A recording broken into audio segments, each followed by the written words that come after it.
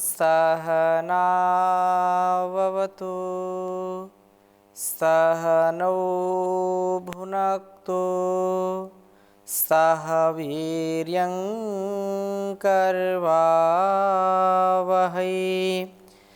तेजस्विनावधीतमस्तु मा विद्विषावहै। ओम शांति शांति शांति।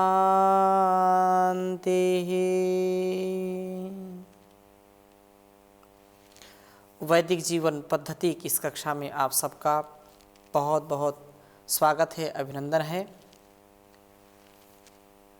संसार में जो व्यक्ति जैसा कर्म करता है उसको वैसा फल मिलता है। जो धर्म पूर्वक जीवन को जीता है उसको पुण्य मिलता है, और जो अधर्म पूर्वक जीवन को जीता है उसको पाप मिलता है। जो अधार्मिक है वो नष्ट हो जाता है, वो पथभ्रष्ट हो जाता है। जो धार्मिक है उसको कोई भी नष्ट नहीं कर पाता है। वो अपनी मंजिल को पा जाता है, अपने ध्येय को पा जाता है, अपने लक्ष्य की प्राप्ति कर लेता है।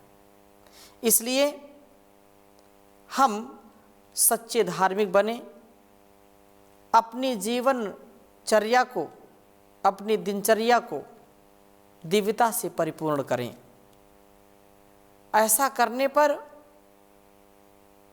स्वयं का ही विकास नहीं है, बल्कि जहाँ हम रहते हैं, जिस परिवार में, जिस समाज में, जिस राष्ट्र में, जिस भी स्थान पर रहते हैं, अपने कृतित्व और व्यक्तित्व से सबको प्रकाशित करते हैं, सबको प्रभावित करते हैं। इसलिए हम सच्चे धार्मिक बने। अधार्मिक बनेंगे तो हमारे सद्गुण नष्ट होंगे, हमारे सुसंस्कार नष्ट होंगे, हमारे प्रति जिनका बहुत स्नेह होता है उनका विश्वास भी टूट जाता है जब हम धार्मिकता से, सात्विकता से परिपूर्ण नहीं होते हैं। तो आज हम ऋग्वेद के प्रथम मंडल के 84वें सूक्त के 8वें मंत्र को आपके समक्ष रखेंगे। और बहुत ही सुंदर बात कही है कि व्यक्ति जो धार्मिक है उसकी रक्षा सदा प्रभु करते ही हैं, और जो अधार्मिक है उसको कोई बचा नहीं सकता है। वो स्वयं अपने पैर पर कुल्हाड़ी मारने वाला होता है, स्वयं अपने आप अपना नाश करने वाला होता है। समूलस्तु विनश्यति, मूल सहित वह विनाश को प्राप्त हो जाता है। तो इस वेद मंत्र के क्या इसका आशय है, इसका क्या उपदेश हम सबके लिए, कैसे हम इसको जीवन में उतारें, हम अधार्मिक कभी ना बने, धर्म से युक्त रहें। मैं प्रथम वेद मंत्र को लिखता हूँ, फिर इसकी चर्चा आगे बढ़ाता हूँ। ओम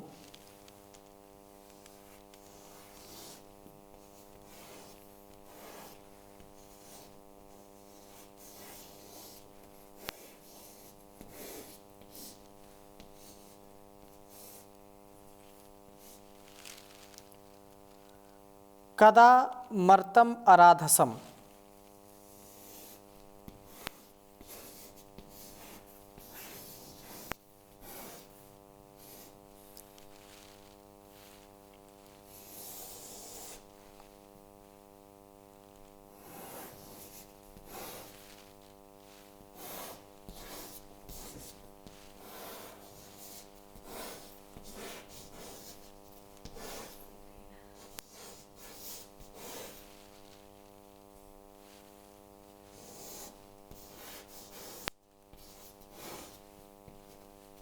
कदा मर्तम अराधसम पदा क्षुम्पमव्यु।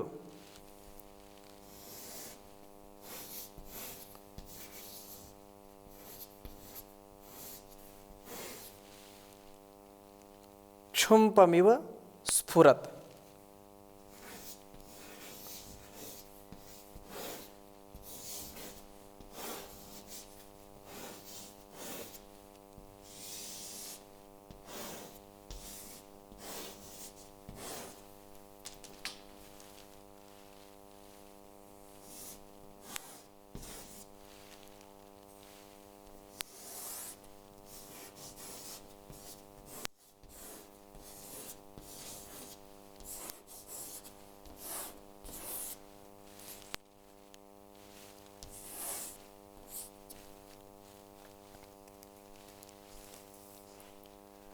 कदा नः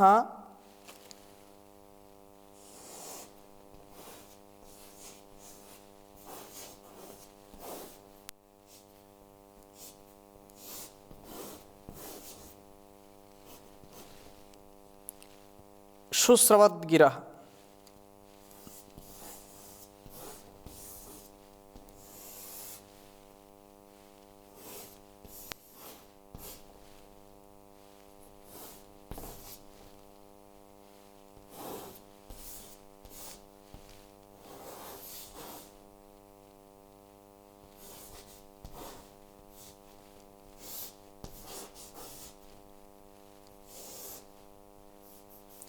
सुश्रवद्गिरः इंद्रो अंगः।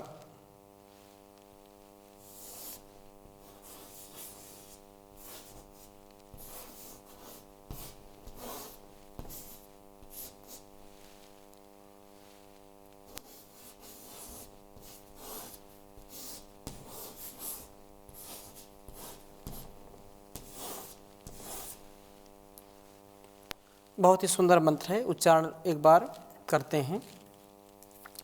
ओम कदामर्तम आराधसम पदाक्षुम्पमिव स्फुरत् कदा नः शुश्रवद्गिरा इंद्रो अंग।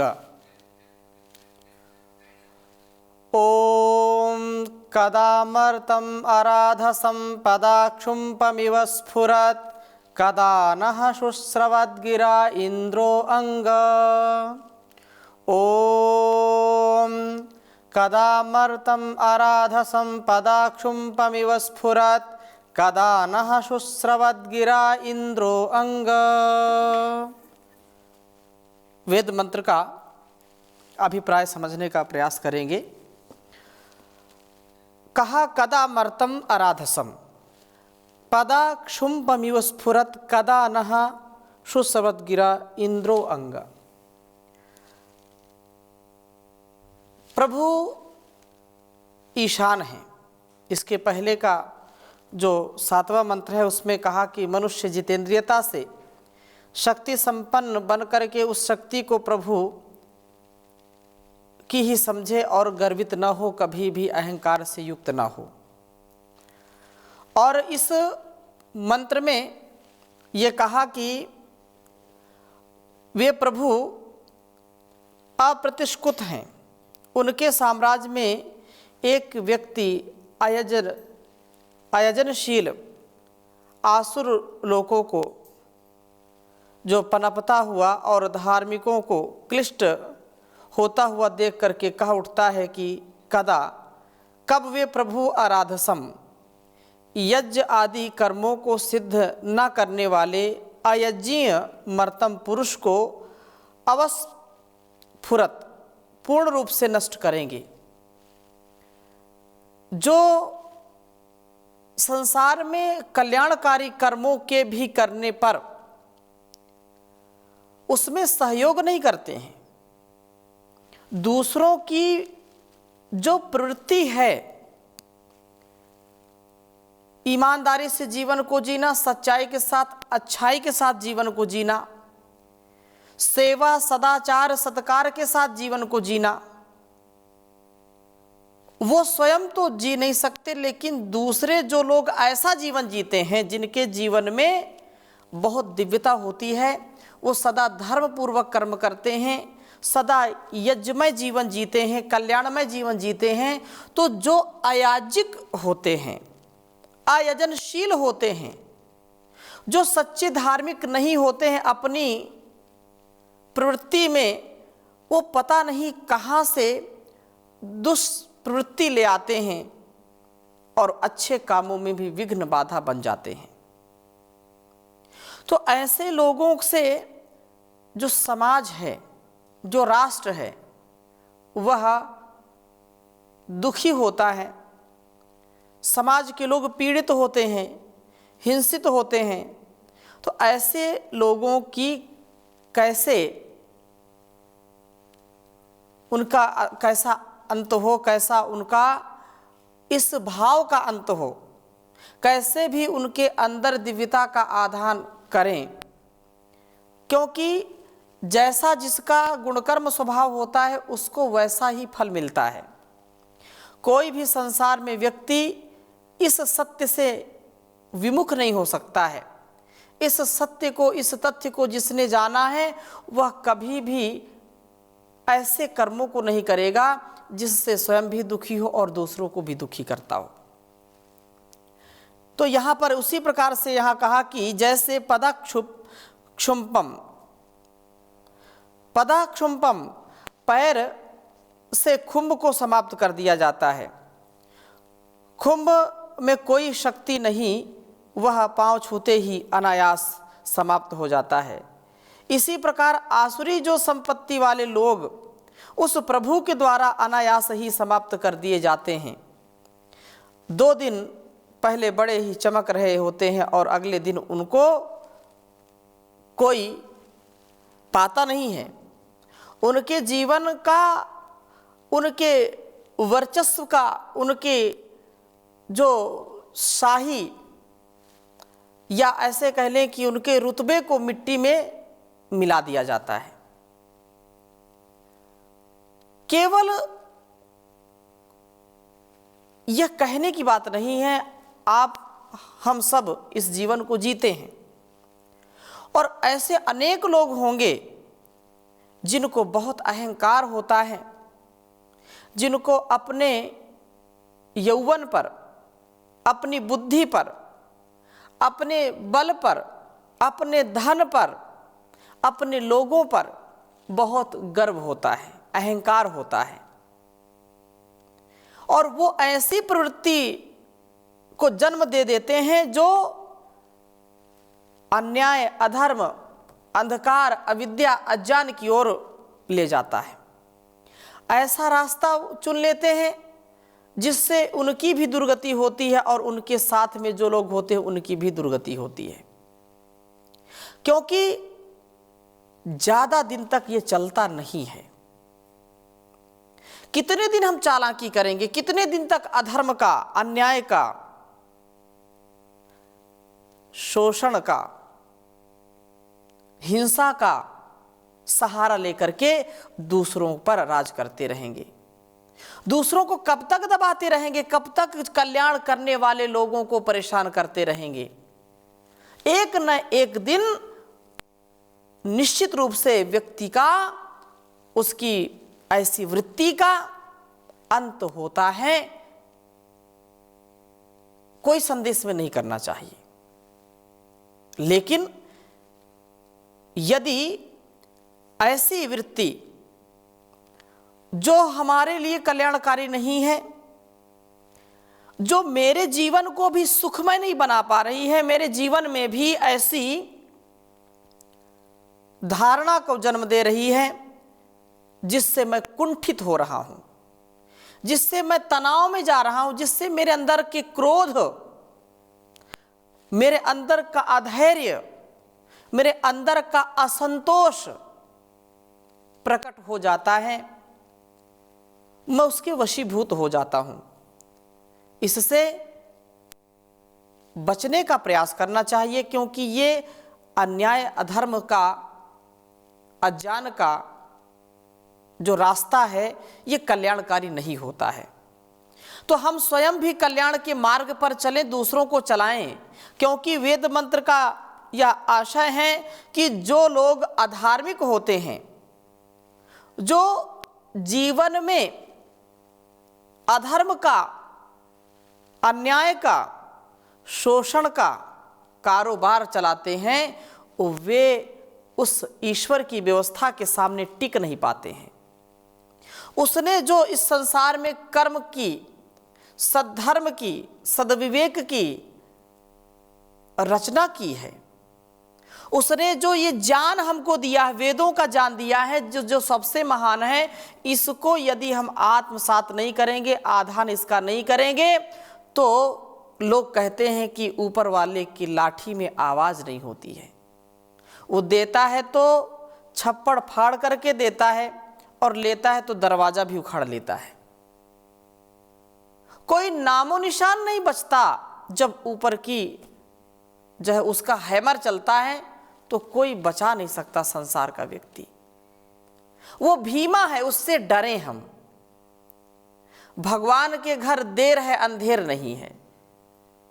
इसलिए ये जो कदा कोई व्यक्ति कमजोर है, निर्बल है, लाचार है, असहाय है, और जो व्यक्ति बलशाली है उसको परेशान करता है, हिंसित करता है, तो वो भी ये कहता है कि ऊपर वाले से डरो, ऊपर वाला देख रहा है और वो न्याय करेगा। एक दिन आपको भी हिंसित होना पड़ेगा, आपको भी दुखी होना पड़ेगा, जैसे आप हमको दुखी कर रहे हो।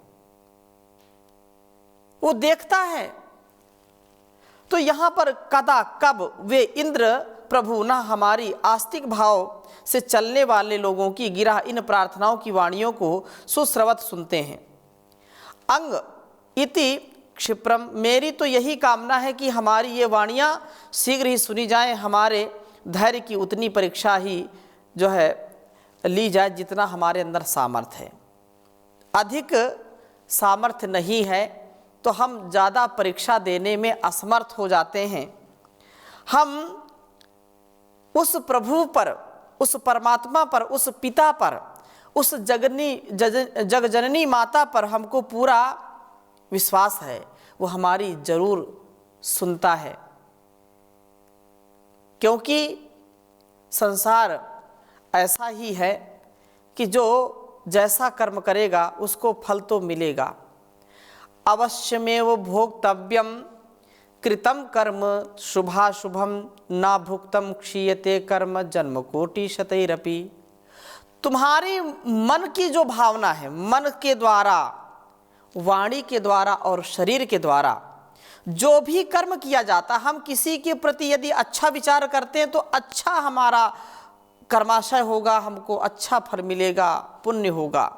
यदि मन से भी किसी की हम अहित की कामना करते हैं, किसी के अकल्याण की कामना करते हैं और अपने धर्म को भूल जाते हैं, तो इसका भी परिणाम हमको भोगना पड़ेगा। किसी के प्रति द्वेष की भावना रखते हैं, ईर्ष्या की भावना रखते हैं, तो वो भी हमको परिणाम भोगना पड़ेगा। फिर वाणी का व्यवहार आता है। वाणी के व्यवहार से भी यदि हमने किसी को कष्ट दिया है,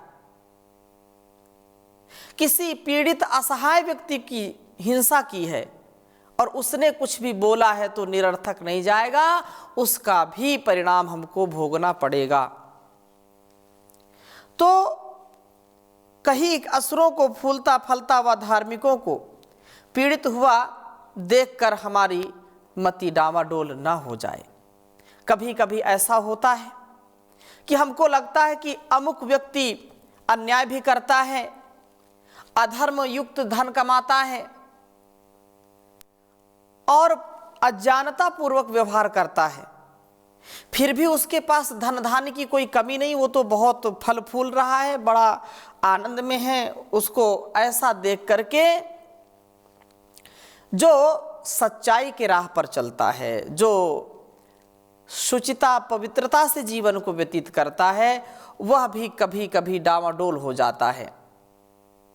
परंतु डामाडोल नहीं होना चाहिए। जो संकल्प लिया है, जो व्रत लिया है, जो आप अपने मन में विचार किए हैं, तो उस विचार से भी हमारा अस्तित्व प्रभावित होता है और यह समष्टि भी उससे प्रभावित होती है।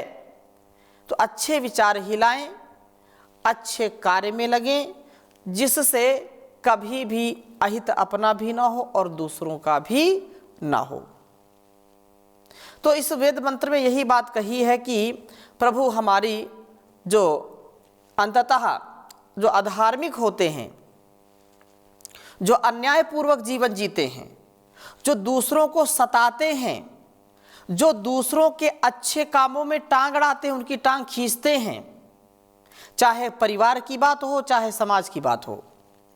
घर में ही हम देख लें, भाई भाई को परेशान करते हैं, भाई भाई ही की जो है प्रतिकूलता इतनी बढ़ जाती है कि एक दूसरे को देखना पसंद नहीं करते हैं।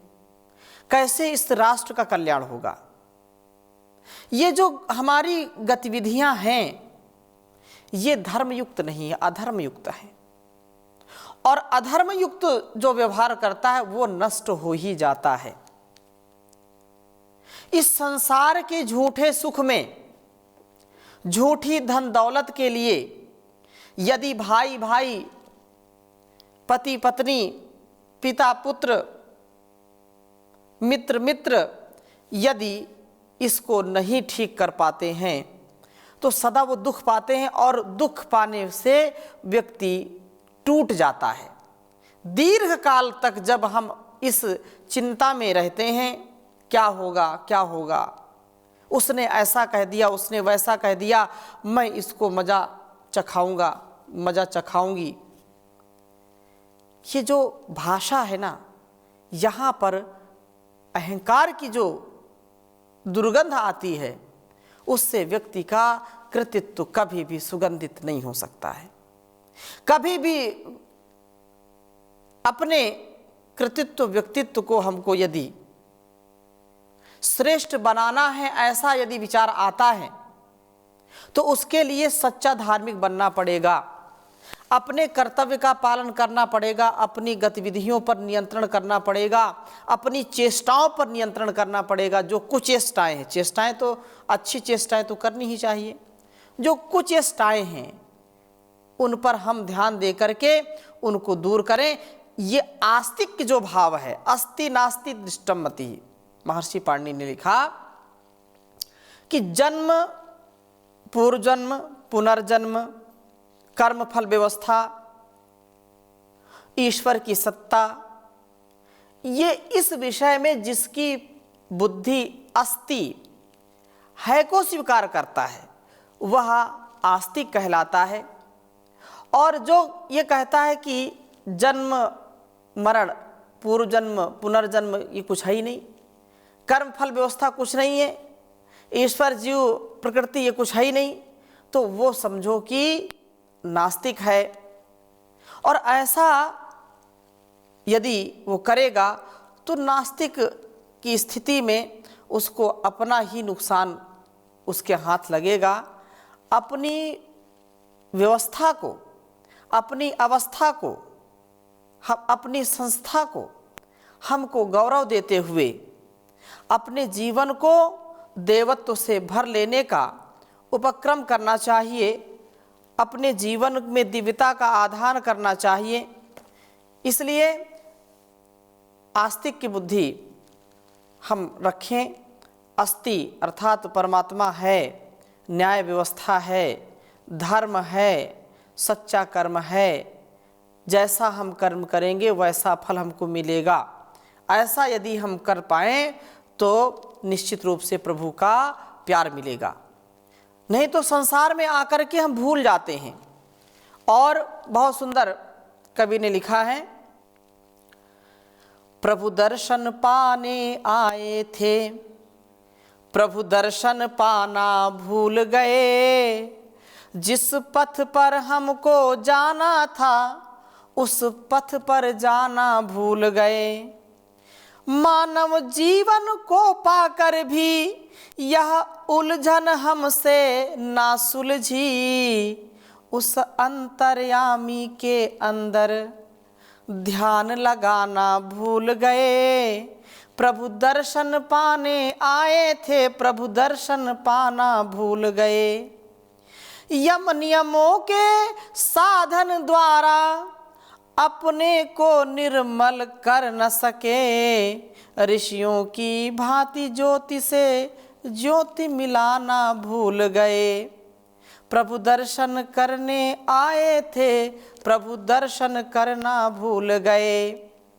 ऋषियों की भांति ज्योति से ज्योति मिलाना भूल गए, जिस पथ पर हमको जाना था उस पथ पर जाना भूल गए।